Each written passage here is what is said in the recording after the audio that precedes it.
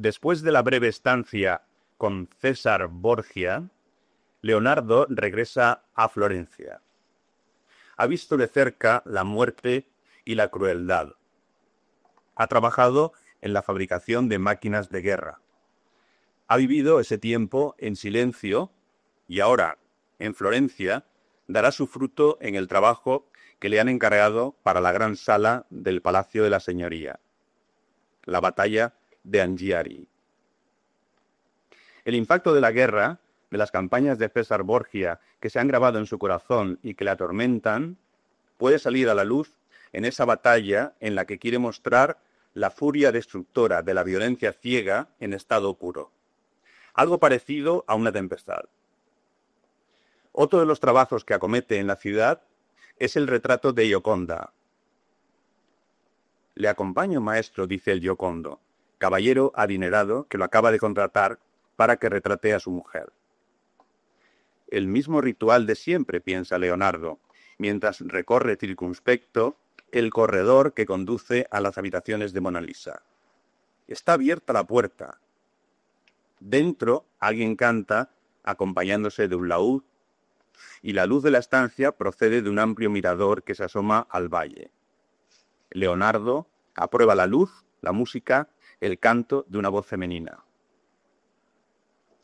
Estas son las palabras del libro Leonardo da Vinci, Obstinado rigor, de Teresa Garbí.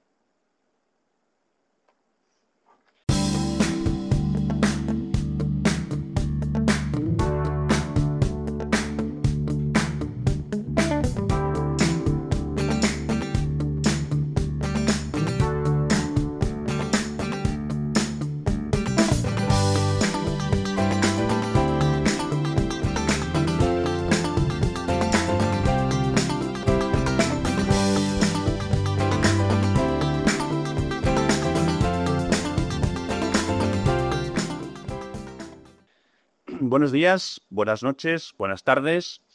Les habla José Bautista, presidente de la Asociación Culturarte y artista plástico. Les damos la bienvenida y las gracias por la asistencia a esta edición de la tertulia Culturarte número 19 sobre Leonardo da Vinci, nuevamente desde el Fórum de la FNAC en Valencia, España. Para tratar el tema de Leonardo da Vinci, hoy tenemos con nosotros a los siguientes tertulianos. En primer lugar, os presentaré a Marisol Salanova, aquí a mi derecha, que es filósofa y ayudante de dirección de la Galería Tomás Marx de Valencia, además de ponente en diferentes eventos de la universidad, como ahora nos va a contar. Bienvenida a la tertulia por primera vez. Muchas gracias, buenas tardes. Sí, para empezar vamos a preguntarte... va a participar en una ponencia sobre arte, mujer y tecnología en la Universidad Politécnica de Valencia. ¿Para cuándo es este encuentro y de qué se trata? El encuentro es para el 3 y 4 de noviembre y estoy preparando ahora mismo el trabajo que voy a presentar. Es un trabajo de investigación sobre una reinterpretación a partir del punto de vista filosófico de la mujer en el videoarte. Es un congreso muy interesante porque reúne gente de ámbitos muy diferentes. Muy bien, muchas gracias. En segundo lugar, tenemos también por primera vez a Teresa Garbí, aquí a mi izquierda, que es escritora y profesora o catedrática del Instituto San Vicente Ferrer. Ella ha escrito varios libros, entre ellos justamente el que acabamos de leer, el trozo que acabamos de leer, de Leonardo da Vinci, Obstinado rigor, que sirve de referencia para esta tertulia. La primera pregunta para conocerla, y bienvenida a la tertulia, Muchas gracias. sería que ¿por qué has escrito este libro? Pues realmente es una pregunta bastante complicada. ¿Se oye bien, por favor? Empecé... Leonardo da Vinci es un personaje fascinante, pero cuando estuve dando clases en arte dramático y tuve que profundizar en el tema, conocí muchas otras facetas de Leonardo, que espero que salgan aquí ahora, y me sorprendieron muchas frases suyas, como por ejemplo las que traigo aquí apuntadas. Los hombres buenos son naturalmente deseosos de saber, o cuanto más grande es la sensibilidad, mayor es el tormento, un tormento terrible. ¿Por qué sufres tanto, Leonardo? Que se escribía a sí mismo Todo esto me hizo pensar en un ser humano complejísimo, una personalidad grandiosa, y empecé a trabajar en él. Estuve unos 5 años trabajando y después otros 2 escribiendo el libro. Me interesó conocer la personalidad profunda de Leonardo y trabajé pues como trabajaba él, sus obras de arte. Era complicado porque después de investigar aparecía ante mí una especie de borrón del que había que extraer una línea que definiera de alguna manera su personalidad. Él hacía eso, empezaba emborronando con muchas líneas y de allí entresacaba una, o sencillamente se quedaba mirando una superficie vacía, un muro desnudo, y de ahí entresacaba también imágenes. He intentado luchar como él, pues eso, andando en las aguas, en las paredes desnudas, en todos los silencios y las sombras que rodean a este personaje. Muy bien, muchas gracias. En tercer lugar tenemos a Joan Boigues, que ya ha participado con nosotros en alguna otra tertulia. Él es profesor de historia y guionista y también es escritor de 2 libros o 2 novelas. Hola, buenas tardes. Bueno, pues sí, tengo 2 novelas. Novela negra, que no tiene nada que ver con Leonardo, o sí, a saber. Y bueno, me alegro de estar aquí y también me alegro de ayer haberme documentado un poquito, porque en vista de que aquí hay una persona que ha estudiado 5 años al personaje, pues la verdad que por lo menos puede decir algo que valga la pena, digo yo, y aprender mucho, espero. Sí, en ese sentido te pregunto una cosa, es decir, a ver si puedes contestarla ahí. ¿Cómo trata la historia Leonardo? Hombre, y yo creo que yo lo he tratado, vamos, entendámonos, lo he explicado en clase cuando he dado la asignatura de Historia del Arte, que no han sido muchos años, pero alguna vez sí.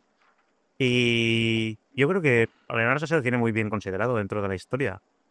Vamos, también por esa faceta medio lúdica, digámoslo así, ¿no? Del tema de que no ha sido solo un pintor y todo eso, pues hablo desde el punto de vista profesional, ahora de dar clase, ¿no? También te da mucho más juego porque puedes hablar de más cosas, con lo cual siempre enriqueces mucho más la clase en este caso y también captas mejor la atención del alumnado porque no estás siempre todo el rato por el rollo de la historia, entre comillas, pero que es así, cuando somos educadores te das cuenta de que muchas veces pues soltamos unos rollos increíbles y queremos que los escuche y que estén todas las horas ahí, no puede ser tampoco. Y yo creo que te da bastante juego con el tema de eso, de las armas que inventó, la técnica en el vuelo y todo el rollo entre comillas todo el rollo.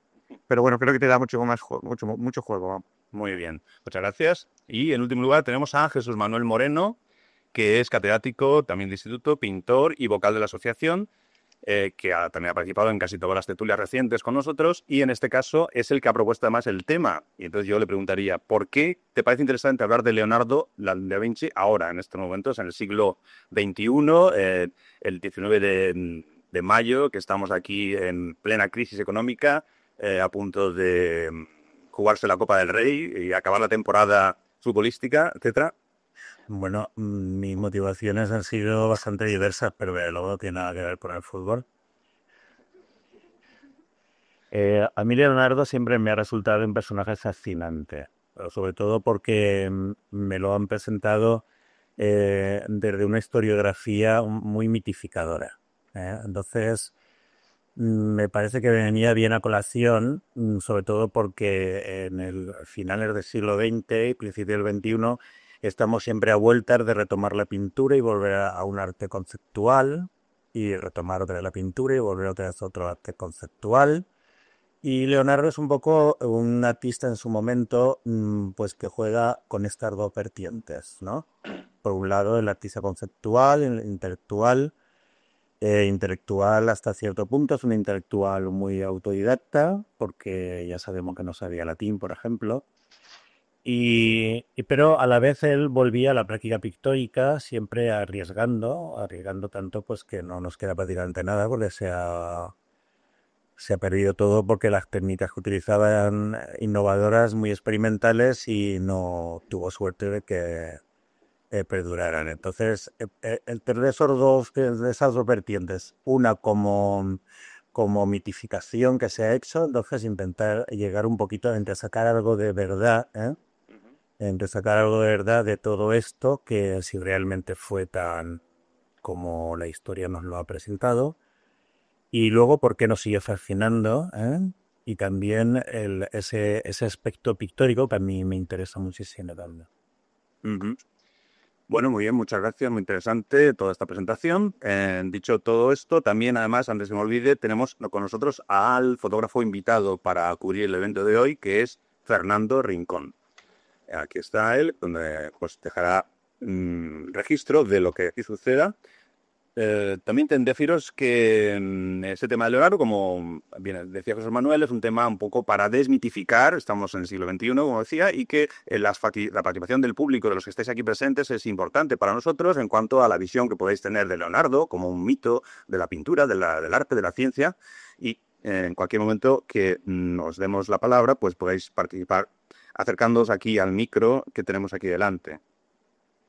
Bien, pues para empezar, aquí tenemos hoy una gran información porque, como ya he presentado a Teresa Garbí, ya se ha dedicado a trabajar mucho el tema y además tenemos también a un historiador del arte, o sea que en ese sentido podemos empezar por muchos sitios distintos. Si acaso, para el público, ya que nosotros nos hemos preparado el tema y, claro, tenemos una visión ya más o menos global de la historia o de la vida de Leonardo, quizás sería interesante empezar por situar la época donde él vivió esos años que vivió Leonardo, que fueron exactamente... nació en el 52, 1452, y vivió exactamente unos 67 años, exactamente, ¿no? A caballo entre el final del siglo XIV y principio del XV. Entonces, esta es un poco la situación histórica donde podemos introducirnos ahí. ¿Quién quiere empezar por esta historia? Joan, me dejáis que diga algo de lo que sé algo y así me cubro, por si acaso no puedo decir muchas cosas más. Bueno, intentando no soltar ningún rollo demasiado pesado, yo creo que habría que tener presente lo que siempre se dice. Yo creo que también Leonardo, por eso está muy bien considerado y muy mitificado, porque casi siempre que se habla de el famoso, entre comillas, hombre renacentista, se piensa en Leonardo. O al revés, no antes se piensa en Leonardo, Se empieza a abrir exacto. En el Renacimiento y en ese famoso hombre renacentista, artista renacentista, que abarca con las artes y tal, ¿no? Y entonces es una época, además de muy convulsa a nivel político, como todas, pero bueno. En este caso, porque marca la diferencia, yo creo que marca, sí, de hecho es el momento en el que aparecen lo que llamamos los estados como tales. En España, por ejemplo, los reyes católicos, así de claro. En Italia no ocurre lo mismo a nivel de unificación, porque ocurre en el siglo XIX, aunque mucha gente no tiene ni conocida idea de esto, pero bueno. Pero realmente sí que tanto el hecho de los reyes católicos como la corona inglesa, francesa, etcétera, pues todos miran y hoy en día incluso miramos mucho, aunque a lo mejor tampoco tuvo tanto que ver, seguramente creo que también estará un poco mitificado, el tema de Maquiavelo, el libro de Maquiavelo, El Príncipe, ¿no? Y eso es esta época en la cual realmente se asientan las bases de lo que podríamos llamar el Estado moderno, entre comillas también, seguramente. Pero bueno, y creo que, bueno, Leonardo vive en ese momento muy convulso, sobre todo en Italia, porque como no hay una unificación, hay muchas guerras interestatales o interprincitesas, más o menos. Y bueno, es esa época la que vive. Empiezan a abandonarse algunos hábitos o algunas costumbres medievales, sobre todo el poder de la nobleza empieza a decaer y empieza a tener preeminencia el poder de los príncipes, el poder de los reyes. Los reyes católicos aquí en España es seguramente el mejor ejemplo que sé, no podemos encontrar casi en toda Europa, y a ti pues nos guste más o menos alguno, pero bueno, nos afectó y nos unificó. Y yo creo que es un momento así muy, muy sencillito. Creo que eso, hay que tener presente eso, ese tema de la unificación de algunos estados, la figura del príncipe como que todo el que controla, sea un príncipe, que sea un rey, porque no hay que hablar solo de príncipe. Y bueno, es la época en la cual vive Leonardo, y yo creo que también la marcó mucho por el tema de, además de eso, por el tema del mecenazgo, que Teresa supongo que os hablará mucho más, o sabe mucho más, por supuesto, pero que realmente el hecho de que el artista tuviera que vivir gracias a un mecenas también marcaba mucho, y en este caso los exporta y nosotros. Sí, debido justamente a estos movimientos que estás comentando, yo veo en la biografía de Leonardo que es una persona que se mueve mucho, sobre todo que a partir de los 30 años, cuando él no es muy reconocido en Florencia, pues se marcha de Italia, mejor dicho, se va a Milán, y entonces a partir de ahí pues intenta hacer otro tipo de cosas como la ingeniería militar, por ejemplo, ¿no? Que es a partir de ahí donde desarrolla pues todos estos aparatos que luego se han conocido como algo complementario de la pintura, porque él empezó pintando, creo yo, y aprendiendo fue aprendiz a partir de los 14 años en con un determinado con Verrocchio, por ejemplo, y también estudió anatomía, latín y griego con Pagliulo, ¿no? Pollas. Era un pintor, ¿no? O sea, al principio era un pintor que estaba en unos talleres aprendiendo pintura, no tiene una gran aceptación como pintor y entonces se marcha a los 30 años a Milán. Y entonces en Milán se convierte en ingeniero militar. ¿Eso es cierto o no? A ver. Por eso dicen que es cierto. Bueno, empieza a tener una sinalería esa puta así que ir, pues no hace nada al final. Espera, es que si quieres hablar, pídete ser con el micro y tal, si no se escucha. Y yo esto lo veo, perdona, porque desde el punto de vista que he intentado recabar alguna información y teniendo en cuenta el tema del mecenas para poder dedicarse al arte, lo de los inventos militares lo veo mucho, pues eso, pues en plan de sobrevivir. Para sobrevivir y como lo que había mucho era guerras, como siempre hay, pues bueno, aplicó su ingenio, en este caso y su inventiva, a intentar, supongo que se trataba de intentar vender alguna máquina de guerra a algún príncipe de los muchos que necesitaban, que no tenían nombres y querían cañones y cosas parecidas para poder triunfar. Sí, para poder sobrevivir, ¿no? Sobrevivir, ya que con la pintura no sobrevivía, por lo visto, era difícil, como siempre es difícil vivir de la pintura, pues se dedicaba a un trabajo más demandado, que era en ese momento la guerra y todo lo que tenía que ver con la guerra, ¿no? ¿Es así?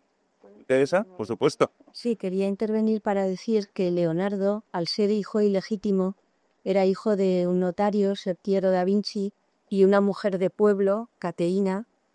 Al principio vivió con su madre en Angiano, luego con sus abuelos, son Vinci, y después su padre se lo llevó a vivir consigo, pero consigo mismo, pero se lo puso en el taller de Andrea del Verrocchio, que fue como un verdadero padre para él. Quiero decir que estaba en una situación de inferioridad con respecto a otros. No podía mantenerse por sí mismo cuando empezó a trabajar y tenía que depender siempre de mecenas. En el taller de Verrocchio hacía de todo. Tan pronto estaba haciendo el cabezal de una cama como un baúl o como cualquier cosa. O sea, que hay que tener en cuenta que Leonardo, al final de su vida, lo dice varias veces, lo que quería era servir. Era lo que más le interesaba. Y aprender. Aprender siempre con una pasión como de alumno. Lo que hacía de armamentos, pues es verdad, hizo un tratado de armas mientras estaba con César Borgia, allá por 1503. Borgia lo contrató también como ingeniero militar. Antes lo había contratado Ludovico Sforza en Milán. Pero con Borgia estuvo haciendo proyectos de armas, pero no llegó ninguna a funcionar. Entre otras cosas, que Leonardo era vegetariano, no soportaba dañar la naturaleza, ni los animales, ni nada. Como comprenderán, pues entraba en una contradicción muy grande preparando semejantes maquinarias. Pero César Borgia fue un gran mecenas para él, lo dejó trabajar en libertad, hacer su tratado de armas, y luego cuando vio que la crueldad que había allí pues no le interesaba, se marchó, estuvo solo con él unos 6 meses. Dudo que se llegaran a poner en marcha muchos de los armamentos que inventó. Algunos eran terribles, pero por ejemplo ese carro con las ruedas que podían descuartizar a quien se acercara, pero tenía que trabajar de todas formas. Bueno, yo quería comentar el tema de su formación como artista, porque ha salido ya 2 veces Andrea del Verrocchio, que fue un artista verdaderamente eminente en el contexto italiano y, por supuesto, en el contexto europeo, como uno de los más influyentes de su tiempo, porque por su taller no solo fue un magnífico artista, sino que además fue un genial pedagogo, ¿no? Ha dicho Leonardo hizo cabeceras de cama, en lo que se le cedía, pero es que además hizo de modelo para el David de Verrocchio, ¿no? David de Verrocchio es un retrato de Leonardo, ¿no? adolescente. Entonces, quería comentar, porque claro, para el gran público Verrocchio es un nombre absolutamente desconocido, pero cuando se profundiza un poco en la pintura de este hombre y sobre todo en la escultura, te das cuenta del tamaño del personaje, ¿no? Es decir, estamos ante un pintor de primerísimo, un artista todos los órdenes, porque también hacía rejas para los palacios o forja, hacía de todo, ¿no? Entonces, bueno, todavía hay algunas esculturas que son insuperables, ¿no? El Corleone, ¿no? Corleone, como figura de Cueste, marcó, digamos, la pauta a seguir y se ha seguido hasta el siglo XX, ¿no? Pues no sé si en el XXI será alguna escultura de Cueste, pero de hecho es el referente, ¿no? De todas ellas. Y luego, como dibujante, es un dibujante increíble, ¿no? Entonces, no solo fue compañero Leonardo de Botticelli, sino de muchos otros que pasaron por allí. Lippi, por ejemplo. El Perugino. El Perugino también fue alumno de este hombre. Y prácticamente todos los artistas del Renacimiento florentino pasaron por el taller de Verrocchio. Y fue el gran formador de la idea amplia de artista.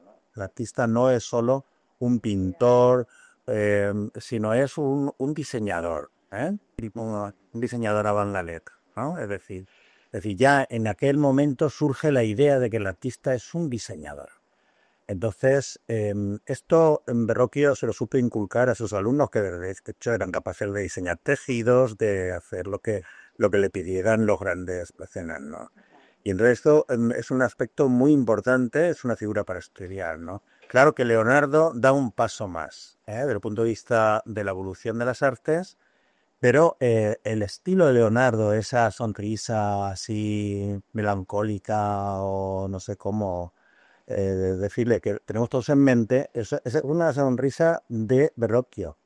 Es decir, o sea, Verrocchio inventó ese estilo, que no solo se lo trasladó a él, Di Credi, por ejemplo, también es otro de los grandes pintores del momento, que trabaja el mismo estilo. Estamos trabajando en el mismo estilo. Algunas cosas de Botticelli tiene también un poco de ese amanedamiento a partir de Verrocchio, ¿no? Leonardo, ¿qué es lo que va a hacer? Sobreponer a ese estilo el claroscuro, es decir, él es el único artista a finales del siglo XV que es capaz de ver la forma como luz y como sombra. Introducir dentro de una misma sombra lo que es la forma, por ejemplo, en el caso de un ojo, pestañas, párpados, arrugas, es capaz de introducirlo en una misma mancha tonal, ¿no? Entonces esa es la gran contribución de Leonardo para la historia de la pintura. ¿Puedo intervenir un momento respecto al estudio de Verrocchio? Realmente estoy de acuerdo con lo que dices por completo, porque fue un gran maestro. Andrea del Verrocchio les dejaba trabajar en libertad a sus discípulos y sobre todo a Leonardo. Podía contratar modelos con libre y trabajó desde luego desarrollando sus mejores aptitudes. Él pienso que le animaría a la dispersión. Además, como era una persona también humanísima y había tenido un gran fallo en su juventud, que había sido de una pedrada, había matado a un muchacho, a un adolescente, pues estaba en situación de comprender todos los fallos humanos y, por ejemplo, pues pienso que estaría muy al lado de Leonardo cuando lo juzgaron por sodomía y es posible que por eso se fuera también a Milán, desengañado de que sus compañeros se habían ido a Roma, habían triunfado y al mismo tiempo por el juicio al que lo sometieron y tuvo que acudir por deferencia a su padre y todo esto. Y supongo que su maestro seguía en el taller de Verrocchio, le apoyó. Tenía verdaderamente, pienso, capacidad para entender al discípulo. Pienso que es una gran personalidad, Andrea del Verrocchio. Sí, aquí en el texto que tengo yo justamente dice que aprendió pintura, escultura, técnicas y mecánicas de la creación artística y que esta instrucción fue pues justamente la necesaria antes de ser reconocido como artista libre. Es una especie de certificado que se conseguía en aquella época para poder trabajar ya por su cuenta. Y en ese sentido tiene certera noticia de la construcción de la esfera de cobre proyectada por Brunelleschi para coronar la iglesia de Santa María del Fiori, que fue el primer trabajo que se tiene certera noticia de que fue de Leonardo, ¿no? Y esto sería, pues, no sé, a los 20 años quizás. O sí, realmente joven.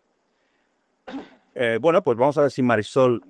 Y en este sentido es que, bueno, sobre la figura de Verrocchio, a mí lo que más interesante me parece es precisamente que le transmitiera ese espíritu multidisciplinar a Leonardo.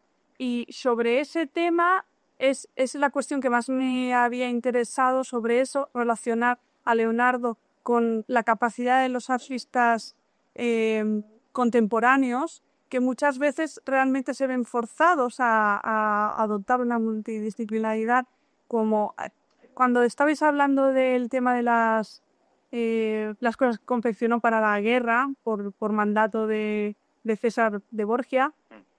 Realmente hay muchos artistas hoy que renuncian a practicar la técnica que les apasiona en pro de otra técnica o de un estilo que a lo mejor fue el primer estilo que practicaron, pero que quisieran abandonar y no quieren arriesgar porque es lo que les da de comer. Leonardo en ese sentido tuvo suerte con mecenas, pero hoy en día la idea de mecenazgo me parece que se ha perdido y que es algo bastante cuestionable. No sé si habíais pensado en aplicar estos conceptos a los artistas contemporáneos. Sí, por supuesto, también, por eso estás aquí. Trasladarlo un poco a... Sí, naturalmente. Por eso quiere decir que tú, Marisol, al trabajar en una galería de arte como la Tomás Mar de Valencia, pues, y además es filósofa, nos aporta un punto de vista distinto de la historia, un punto de vista diferente de lo clásico, hablando de Leonardo, tanto pues la imagen que tenemos todos por la historia del arte, por los libros de texto, etcétera, etcétera, y es muy interesante, por lo tanto, tu punto de vista en ese sentido, ¿no, Marisol? Por lo tanto, también quiero que de vez en cuando bajemos a la realidad para intentar sacar conclusiones de lo que nos aporta Leonardo en estos momentos. Que creo que Jesús Manuel iba en esa dirección al principio también, ¿no? Sí, hombre, desde el punto de vista del mecenazgo, pues seguimos teniendo mecenas y, de hecho, los pocos artistas que pueden decir que viven de su arte es gracias a algún mecenas que le encanta su trabajo y entonces pues les da libertad para que puedan hacer, y no solo eso, sino que es un patrocinio, de decir, el mecenas hoy en día lo que hace es patrocinar al artista que le gusta, ¿no? Pero hay más instituciones que hacen de mecenas que mecenas propiamente, como en el 480. Sí, lo que pasa es que una institución nunca subirá a un artista, digamos, la ayuda es un periodo, una etapa de su devenir. Pero por lo que yo sé, cuando un artista tiene éxito comercial verdadero, digamos, no que vende cuadros a 300 euros y vende muchos, sino que realmente llega en una edad temprana a ser cotizado y tal, eso es porque ha habido detrás un señor que de su dinero particular, bien sea de su empresa o de su herencia familiar, de lo que sea, ha invertido durante una serie de años en él, haciendo marketing, por supuesto, a través de pues una serie de mecanismos que existen, pues buscarle exposiciones, revistas, pagar artículos de fondo en revistas, en todas las revistas de arte especializadas, etcétera, ¿no? Eso durante un tiempo una inversión, mientras el artista se dedica a hacer su obra y que va a pasar a manos de este mecenas. Y claro, él luego va a sacarle un rendimiento cuando la obra de este señor pues cotice, ¿no? Mientras no encuentres un mecenas de este estilo, o mientras un artista no encuentre un mecenas de este estilo, en el mundo contemporáneo es muy difícil de usar. Es decir, por no decir prácticamente imposible, ¿no?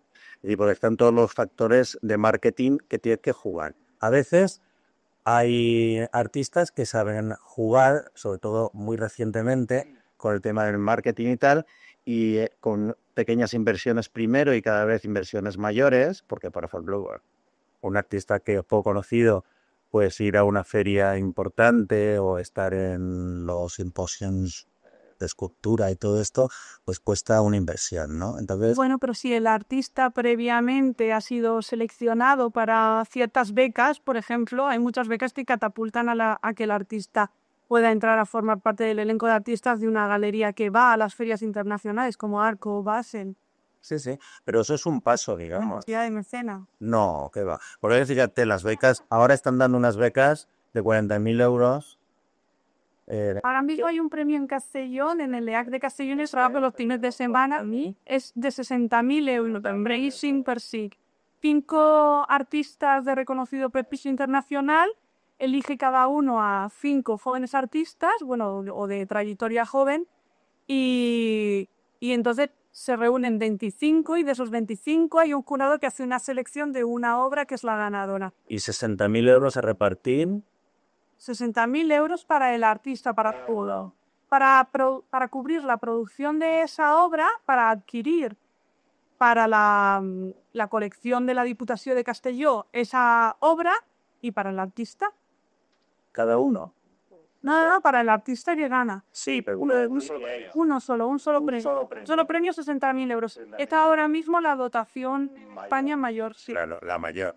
No es, digamos, no es lo más frecuente. De todas formas, 60.000 euros cuando quitas digamos, lo que te ha costado la obra, luego sabes que hay que pagar a Hacienda el 28% o algo así, o hasta de 18 al 28, según, de esa cantidad. Bueno, en Arco hay otro IVA. que son 30.000 euros, es de Hagendat, o sea... Que los más normales están rondando los 40.000. Te quiero decir que a lo mejor dan un premio de 40.000 euros a un artista para que ayude durante un año.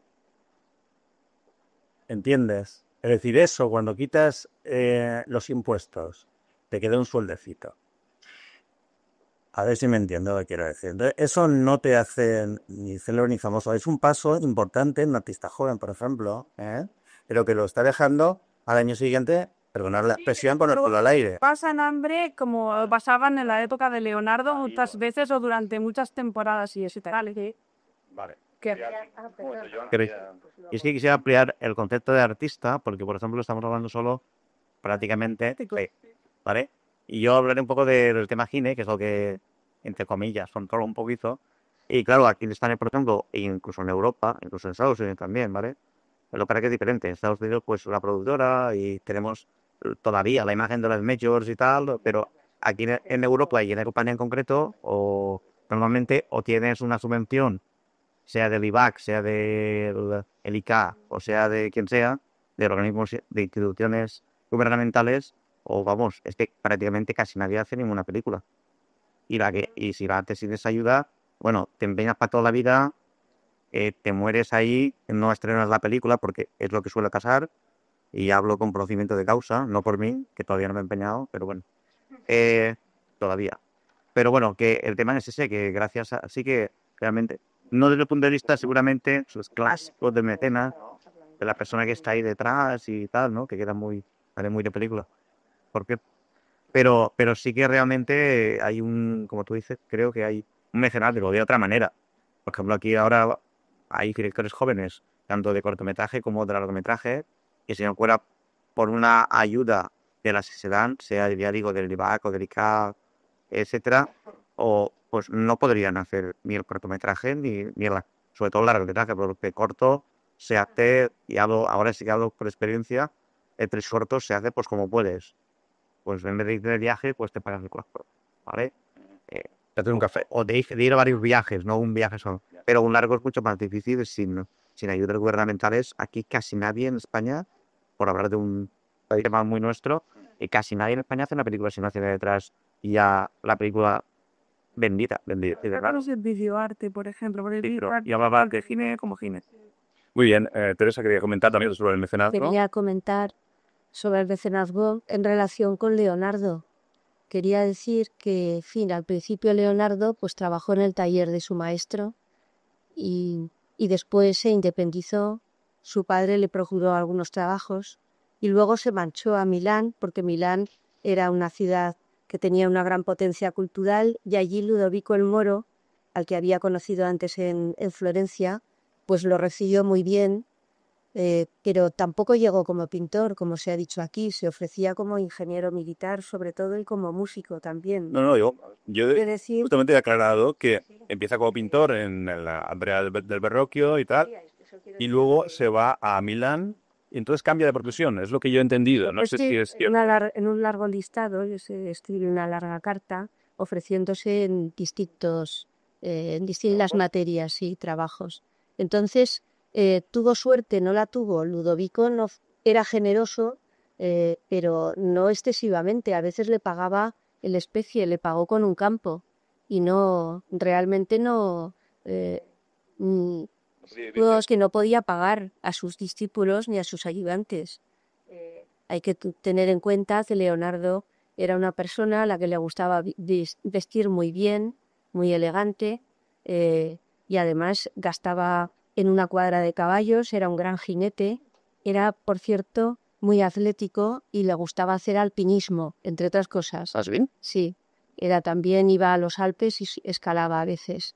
El Monte Rosso parece que le escaló, es bastante grande. Llegaba un momento en que no tenía dinero, tenía que pedir prestado. Un tío suyo le dejó su herencia, el tío Francesco, y si se fue de Milán, aparte de las guerras en que estaban siempre liadas las ciudades italianas, también era por buscar otros medios de vida. Y también por eso trabajó con César Borgia, que fue uno de los mejores mecenas, como he dicho antes, le dejó trabajar en libertad, sabía qué gran genio tenía a su lado.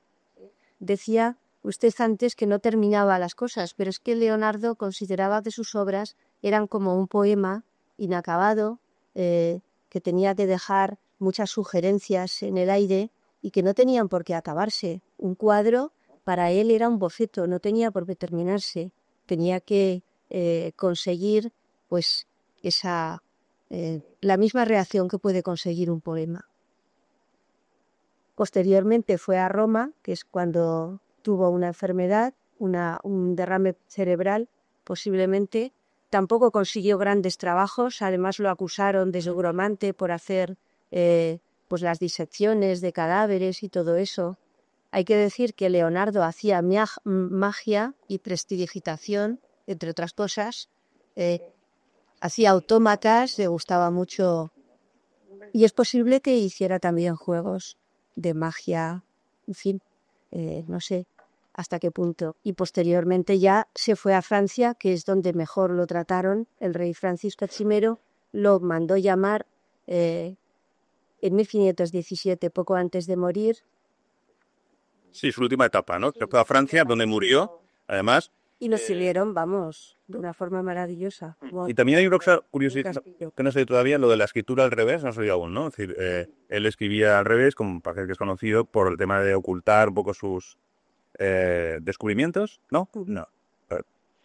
No, yo pienso que no quería ocultar nada, que va, es que era zurdo. Entonces lo lógico en un zurdo es escribir así. Solo que claro, esa lógica hay que ser muy inteligente para hacer una transcripción, lo al principio, como debe de ser, ¿no? Es decir, yo me he dado cuenta de esto porque cuando se delinea, se pasa tinta, mis alumnos cuando pasan a tinta, los diestros pasamos de izquierda a derecha. Y yo a los zurdos les digo, no, tú tienes que pasar de derecha a izquierda, ¿no? Y porque si no te vas tapando. En la escritura pasa igual. Que te voy a decir algo respecto a esto. Leonardo estaba obsesionado con que le copiaban sus trabajos, sobre todo al final de su vida está documentado con un ayudante que tuvo al que llamaban el alemán, que le ayudaba con sus experimentos con espejos. Al final de su vida es que pasaba muchas temporadas que ni siquiera pintaba, se dedicó a investigar en espejos, quizá por ahondar en sus conocimientos de perspectiva. Y se encerraba en una especie de hueco lleno de espejos con todas partes para investigar y dibujar. Y tuvo grandes disputas con el alemán, que él se cerraba siempre, Leonardo cerraba siempre con llave sus descubrimientos, sus investigaciones, y este hombre intentaba aprovecharse de ellos. Parece que no comunicaba muchas de sus experiencias ni a sus más íntimos discípulos. Por eso. O sea, no está reñido con lo que digo ya. Es decir, es que eso, además eso ya cuando él era célebre y famoso, él empezó a escribir al revés desde muy joven. No era, nadie le iba a copiar, digamos al revés, él estaba copiando a Andrea del Barroquio de una manera. Y además, aunque esté eso, lo de la escritura al revés, se puede leer perfectamente con un espejo, o sea que eso no era. Quiero decir que él sí que estaba obsesionado por guardar porque le copiaban, ¿no? Le copiaban. Y también hay que reseñar el tema, sobre todo en la juventud, de la pintura al óleo, ¿no? Es decir, él utiliza por primera vez la novedosa técnica recién llegada de los Países Bajos, que era la pintura al óleo. Hasta ese momento, en Italia por lo menos, no se conocía, ¿no? Parece ser. Y entonces ahí él es donde profundiza enormemente en lo que conocemos hoy día, pues como pintura al óleo, etcétera. Bueno, aparte que el tratado de la pintura que escribe, donde hace un análisis hasta los últimos días de todos los aspectos que hoy día hay muchos que son vigentes. Es decir, cuando se aprende a pintar o a dibujar hoy día, si miramos a Leonardo da Vinci, pues aún nos aporta cosas interesantes como, qué sé yo, los celajes en tiempo de tempestad y cosas por el estilo. Habéis quedado por aquí un poco callados por esta parte. A ver, no te dejamos hablar. No, si queréis sobre el tema de la técnica, es muy interesante darse cuenta que en este momento los pintores lo que se copiaban era la técnica, que por ejemplo copiar el estilo no estaba mal visto, de hecho se estaban todos copiando entre ellos, pero en cambio la técnica pictórica sí que se la tenía muy celosamente escondida, digamos, que pongo primero el temple del huevo, o le pongo aceite de linaza, o se lo voy a poner después. Entonces, Leonardo conoce la técnica de los flamencos y los holandeses sobre que ellos son los primeros en utilizar el aceite como aglutinante, ¿no? Entonces, claro, él lo utiliza con un exceso, ¿no?, de aceite que hace que la conservación, bueno, sea muy buena en todos los aspectos, ¿no? Desde el amarilleo hasta el craquelado posterior y todo eso, ¿no? Sí, parece como que técnicamente Leonardo no era un gran especialista en procedimientos porque su obra no ha perdurado con el tiempo. Pero es que En frescos, por ejemplo, la última cena, etcétera. claro, es que no se conocía porque se lo escondía. Es decir, entonces tú te encuentras con un nuevo aglutinante y entonces lo que tiendes es a traspasar lo que hacías con la yema de huevo, que su templo de huevo es yema de huevo, el aglutinante, hacerlo ahora con esta grasa distinta, ¿no?, que es el aceite de linaza. Entonces lo que le ha pasado a algunas de sus vírgenes es que han adquirido un aspecto de como si se hubiese arrugado toda la superficie de la tabla, ¿no? Porque había puesto mucho aceite, ¿no? Y el aceite luego con el movimiento de la tabla... Si puedo intervenir, Sí, sí. si me permitís que diga algo sobre los procedimientos. Leonardo es que era pues realmente un sabio. Entonces, cuando él iba a cometer una obra, ya puede ser el caballo de bronce en el que estuvo trabajando 17 años y luego no llegó a fundir nunca porque se quedaron con el bronce para la guerra, o bien cualquier cuadro, él inventaba también el procedimiento que iba a utilizar para esa obra. Y escribía un verdadero tratado sobre aquello que iba a pintar, o sea, investigaba todo. Entonces, claro, era una labor enorme. ¿Se imaginan? Tenían que inventarse, por ejemplo, para la cena, que fue un fracaso. Pues claro, introdujo, como decías, utilizó técnicas de pintura al óleo. pintura al óleo, precisamente con aceite de linaza, en una pared fresca y naturalmente se resquebrajó enseguida. Y fue un fracaso, pero por eso, porque él estaba investigando y concebía el arte como una investigación, que además, pues, como digo, era todo un proceso de investigación. Si tenía que hacer, pues, en la cena y los 12 apóstoles y Jesucristo, pues tenía que acometer una serie de dibujos durante años de todo tipo de personas. Y estaba además días enteros colgado en el andamio, que se inventó también para mirar simplemente la pared e imaginarse los seres que iban a salir de allí.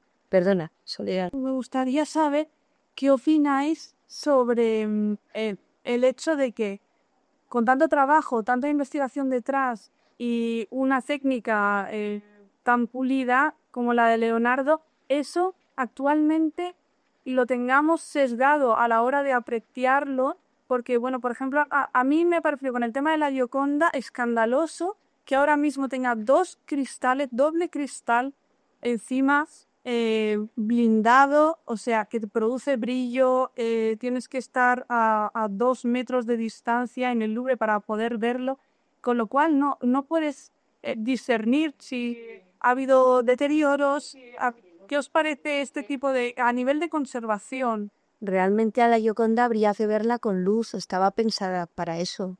Y ahí blindada, como dices tú, y con tanto ajetreo de gente, pues realmente no se puede disfrutar. Esto es algo que lo ha provocado últimamente el famoso Código Da Vinci, que no sé, la gente se ha vuelto loca, porque yo he visto la Gioconda hace años tranquilamente en un pasillo y he estado horas delante y nadie me ha molestado. Así que eso es de ahora, o sea, es muy reciente. Bueno, de todas formas, ya cuando yo la vi con 20 años, que ya hace unos pocos, pues la luz era muy flojita, era muy difícil de apreciar la superficie pictórica, no te ponían, había ya un algo protector, quiero recordar que era un cristal, Sí. pero bueno, yo me harté de aquello y dije, bueno, es que no me sirve estar aquí mirando, y me fui a mirar la Virgen de las Rocas, que fue para mí un descubrimiento maravilloso porque la podía ver tranquilamente, nadie la miraba. Al final no es una experiencia estética, las agradables. Sí, Para bien. pero la Virgen de las Rocas a mí me dejó impactado en aquel momento, porque precisamente como están las dos versiones, la de Londres y la del Louvre, la del Louvre es de una delicadeza, una sutileza, es una cosa verdaderamente excepcional, ¿no? Y también para su momento, en el momento en el que está hecha, lo que decía antes, de descubrir, de él inventar ese claroscuro, ¿no? De que en un indio fue un esfumato más que un claroscuro, ¿no? Pero en las rocas hay claroscuros totales, ¿no? Digamos, hay la zona clara, una zona oscura, están los grises intermedios. Es decir, ver la forma como luz, ¿no? Ver la forma como luz es el primero que lo investiga el tema. Leonardo quería pintar el aire y él descubrió que el aire es azul y lo dice en el arte de la pintura. Es uno de los pocos que terminó y que él revisó. Algo que no dijeron, no se supo hasta el impresionismo, 400 años más tarde. Sí, Maro quería hablar, pero pregunto para que te escuche. No, sí, solamente quería preguntar una cosa. Es que si no, no se escucha en la grabación. Entonces, por favor. Que no sé si alguno de vosotros puede realmente responderme a la pregunta. Porque van físicos, no creo que haya, pero a lo mejor sí que lo sabéis. La historia es, yo creo realmente que la luz afecta a la pintura. Entonces, ¿qué queréis que os diga? Sí, no podemos apreciar la Gioconda, pero es que también es una lástima que se nos vaya a la porra.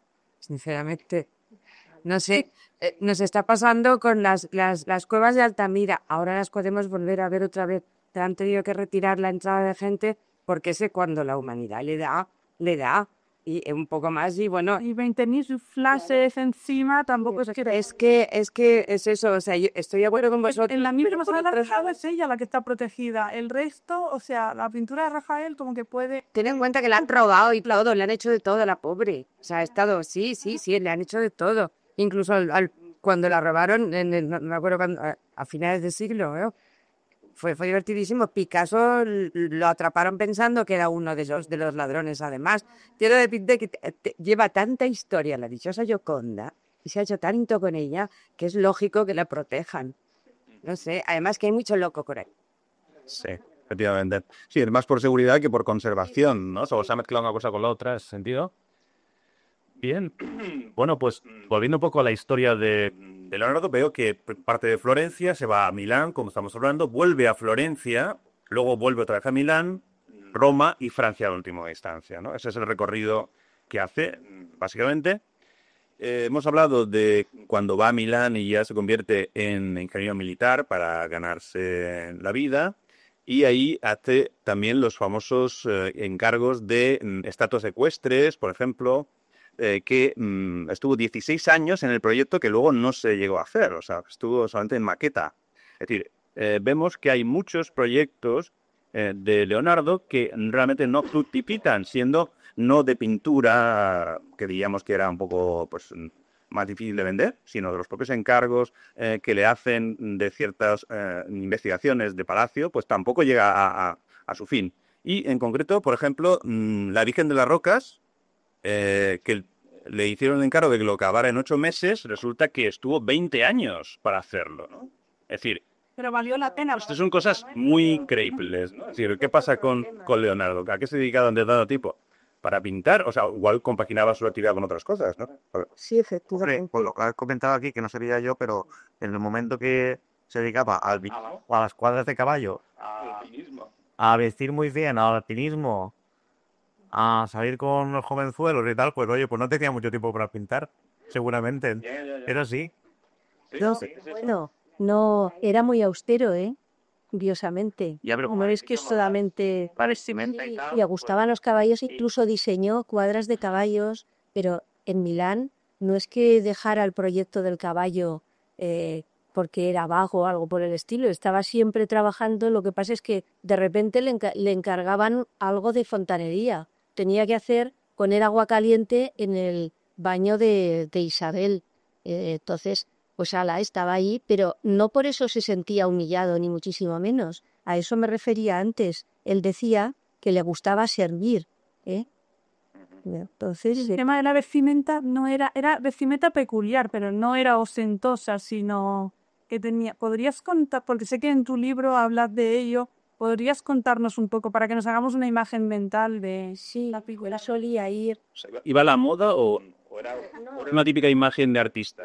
A él le llamaban el mago, lo respetaban mucho, lo consideraban sabio. Hay que decir también que tenía una personalidad deslumbrante, aunque era un solitario enorme, decía, solo cuando estés completamente solo, que poseerás por completo. Dice, pues cuando tenía que estar en la corte de Milán o en Focia con el rey o preparar festejos, pues era muy brillante en su conversación, pero él lo que más quería era estar solo. Vestía de forma peculiar, con una túnica que le llegaba hasta la rodilla, no llevaba barba en gran parte de su vida, era un hombre, pues parece ser muy arrogante, según dicen, arrogante de belleza, quiero decir, porque en cuanto al trato era muy natural, muy humilde y parece ser que era generoso. De hecho, recogió a su madre al final de su vida también, que también es un detalle que dice mucho de su humanidad.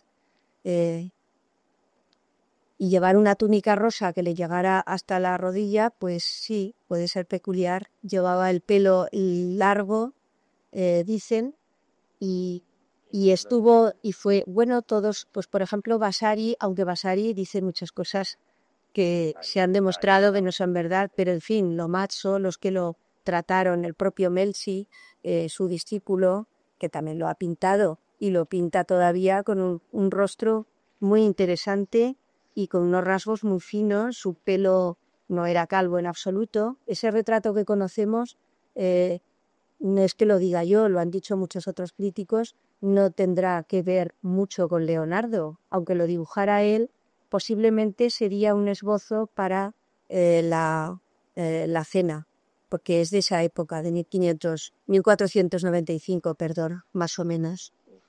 Entonces, dicen que era bastante atractivo hasta final, De esos días. hasta sus últimos años. Bueno, final ya no tanto, después de la enfermedad. El problema de la documentación es un gran escollo que no se puede salvar. Tenemos la documentación de Vasari exclusivamente, porque en aquella época saber cómo era, desde aquella época hasta nuestros días, saber cómo era la personalidad.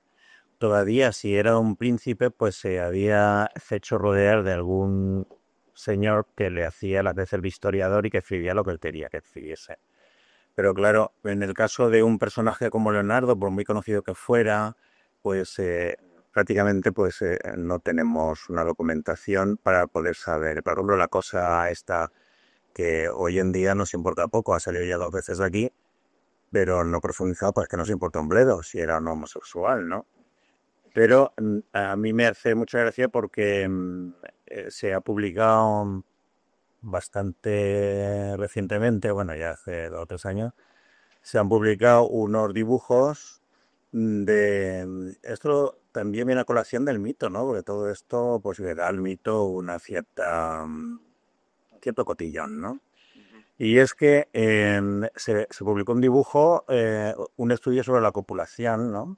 Entonces, pues ves a una pareja heterosexual donde pues te cuesta mucho trabajo pensar que Leonardo no hubiese tenido nunca ninguna relación heterosexual, digamos, ¿no? Porque Porque estaba bien descrito.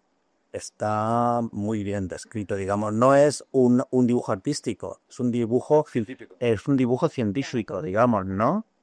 Estamos hablando del Renacimiento. Te lo voy a contestar un momento. Las anteriores griegas y toda su historia. A ver, Y es que quiero hacer, Nada. si no, comentarte algo. Es por el hecho de la precisión que utiliza en este dibujo. Es como si hiciéramos hoy un corte transversal, ¿no? Hay dos figuras. Bueno, es que estudia anatomía y tal, y sección de cadáveres y todo esto. Pero eso no es ningún secreto, está en el libro de Tassen, que salió hace poco, hasta ese dibujo, ese, con dibujo anatómico.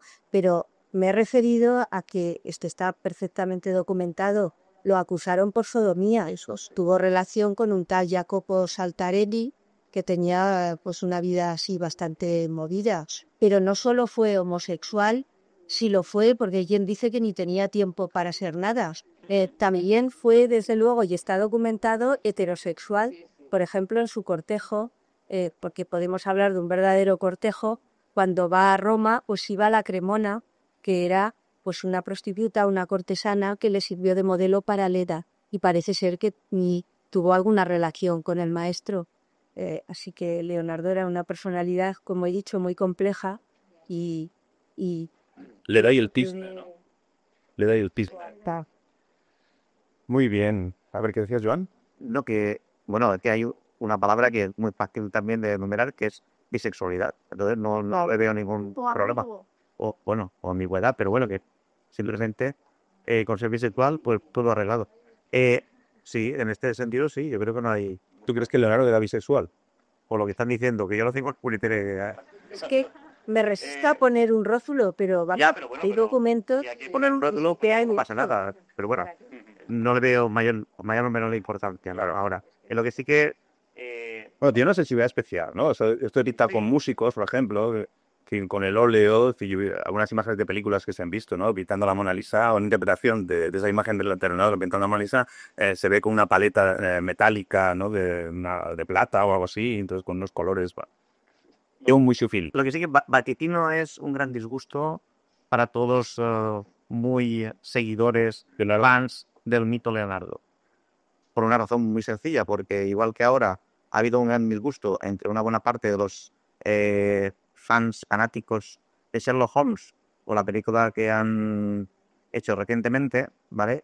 Pues por muchas razones, porque se rompe la visión clásica que se tiene de todo un mito, igual que ha pasado con otro tipo de personajes que, por muchas razones, que se han adaptado al cine o a otro medio audiovisual o no audiovisual, y entonces, pues claro, uno seguramente cuando se es un gran seguidor, un gran fan de un personaje de estas características, pasa sobre todo, a mí pasó por ejemplo por no extenderme demasiado, pero bueno, me pasó con Conan el Bárbaro. Soy un gran fan de Conan el Bárbaro, entonces resulta que cuando vi la primera película, que es la única buena que han hecho, seguramente de ese género, hasta ahora están haciendo otras de Conan el Bárbaro, pero bueno, cuando la vi la primera vez salí con un medio disgusto, y sin embargo después, cuando la vi por segunda vez, vi la película, no vi el cómic, y entonces creo que es una excelente película. Con esto, pues igual puede que alguna vez pase lo mismo. Yo, por ejemplo, vi la de Sherlock Holmes y me lo pasé muy bien. No soy un gran seguidor de Sherlock Holmes como personaje literario, con lo cual, pues, aprecié la película. Y la película, pues, me pareció una película súper entretenida, etcétera. Lo digo porque ahora van a hacer, vi ayer o antes de ayer, intentando buscar algo de esto para poder decir aquí algo con un poquito de sentido común. Vi que Hollywood ahora va a hacer una película también utilizando el personaje de Leonardo. Y bueno, mucho me temo que igual puede pasar algo como con otro personaje que sí que me chirrió mucho y que fue Van Helsing, la película Van Helsing, que fui a verla con muchas ganas, y cuando vi, sobre todo los primeros 15-20 minutos de película, cuando vi que lo llaman al Vaticano y hacen un pase que parecía James Bond, cuando hacen la típica secuencia del película de James Bond, que explica Q todos los mecanismos secretos que tiene, ya me olí lo peor. Y bueno, sí, me reafirmé al final de la película. Pero en este caso, pues parece que van a mezclar algún tipo de trama tipo thriller, ¿vale? Con Leonardo por el medio, con lo cual, pues... Bueno, es un aviso. Es un aviso. Y ya que lo leí, pues digo, pues así lo dejo caer. Sí, pero yo creo que los mitos, justamente, o los valores universales que prevalecen a lo largo de los siglos, no se basan únicamente en los que pueda suceder en un momento determinado, una película o una imagen maltratada por algún medio en un momento determinado, sino que hay otros valores que subyacen a lo largo de los siglos, y justamente en eso está la gran calidad de estos artistas universales. Yo creo que por eso Leonardo es universal, porque no solamente estamos hablando de aquí de España, sino que es a nivel mundial, ¿no? Es decir, la repercusión o la influencia de Leonardo. ¿Quieres decir algo sobre esto? La influencia de Leonardo es lastimosa, sobre todo en el siglo XVI, porque sus discípulos lo único que hacen es copiarlo mediocremente, con alguna excepción. Portrafio, por ejemplo, es un gran pintor con una gran personalidad, pero la mayoría pues son lastimosos, ¿no? Es decir, nos da pena ver esa sonrisa leonardesca en muchos artistas que no voy a mencionar. Entonces, claro, la influencia de Leonardo, digamos, hasta el siglo XX, pues ha sido muy relativa.